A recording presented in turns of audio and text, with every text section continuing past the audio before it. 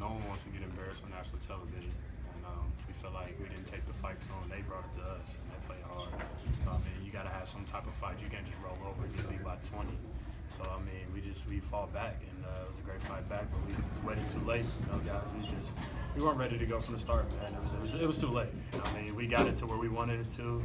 It just, a shot doesn't fall here and there. We don't get a stop. We don't stop somebody for shooting threes.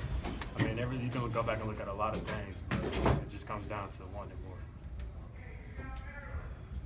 PJ, I think Indiana finished with a 20-3 edge on points off turnovers, which probably was the difference. What was the key to that?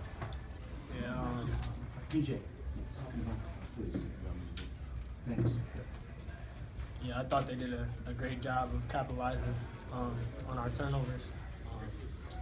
When we're playing on the road, especially when you're playing a team like Indiana that can shoot the ball like they do and can have really good runs, you really can't turn the ball over. And they did a really good job of making us pay for that. And that was a really big difference in the game.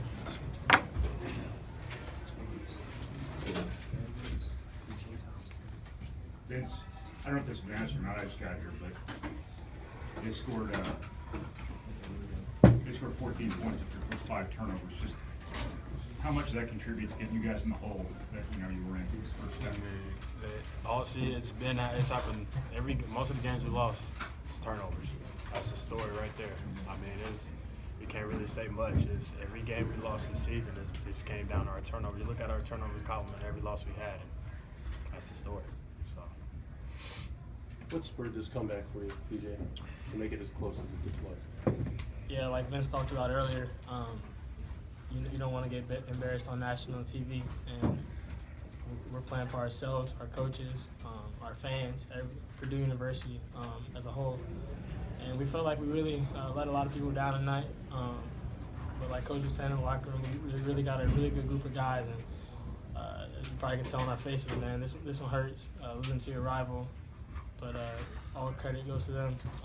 They really outplayed us, and Yogi did a really good job of getting going in the first half. I let him get his head up, and you can't let one of the best point guards in the country, who's been doing this for a long time, get his head up.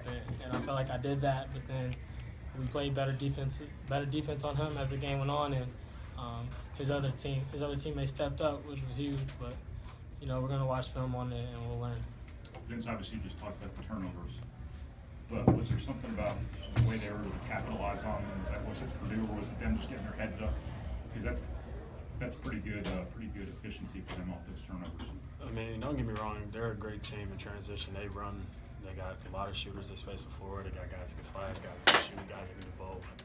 So I mean, turnovers, of course, we helped them out with that. But when they get in the open space and in transition, it's tough. I mean, we don't talk, we don't get here, we don't get there. They just dribble, drive. They either get a dunk or they get a 3. So I mean, if we just eliminate turnovers, we don't even have to worry about that. So.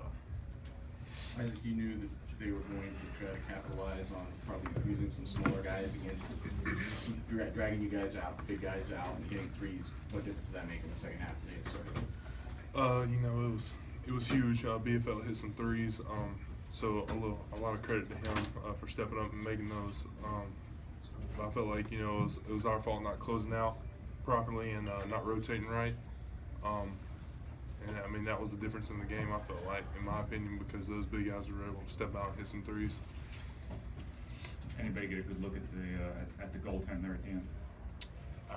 Not really. Our coaches said they watched it, so I mean, you can ask them when they're opinion. We don't have much to say. We don't have nothing to say about it. We just play. We don't worry about that. So let's hope.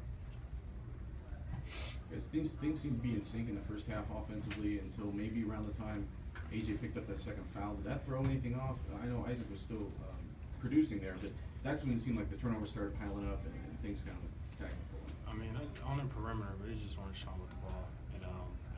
Him getting that second foul didn't do anything. It was us as perimeter not being able to deliver the ball. We weren't strong with it, like I said. I mean, the big guys are doing their best, and they were helping down on them. So the perimeter, as far as everybody goes who plays on the perimeter, we really got to do a better job.